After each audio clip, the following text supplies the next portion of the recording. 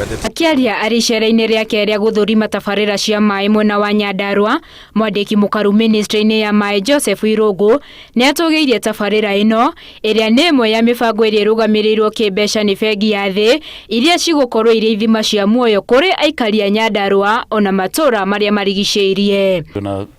To project tunini twa Nyandarua ndoiga kamwe nĩ gaka kehareca ũkarago-inĩ nĩ ka mirioni 96 na mirioni icio nĩcio tũrahũthĩra kũhe andũ a mairo 4 maĩ na arĩa maikaraga hakuhĩ na taũni ĩyo na nĩgetha nao tũgĩka ndamu icio nene tondũ itimakinyĩra itirehe maĩ na gũkũ nao makorwo nĩ marahota ku benefit.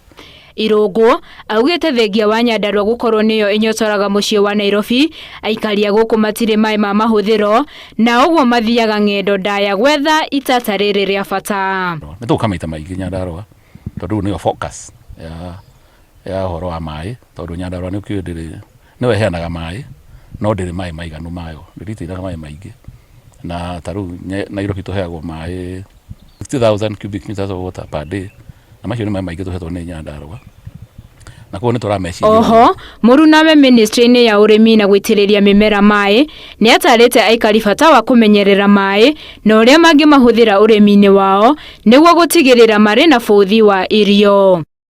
The way forward in terms of food production is to ensure that we have sufficient water so that we use the water not only for domestic use and livestock but also for irrigation agriculture so that we become sufficient in terms of food. So we want to store water so that we use for those purposes. No ona kũrĩ ũguo, minister wa maĩ kaunti-inĩ ya Nyandarua nĩ ateteire aikari a gũkũ akĩhoya thirikari ĩmenjere ndemu makĩria amu ndemu igiri citingĩmanyotora. Ndemu ici cirenjwo gĩcigo-inĩ kĩa ũmbunge kĩa Ndaragwa. Handũ-inĩ ha Inooro TV, njĩtagwo Winnie Kimani.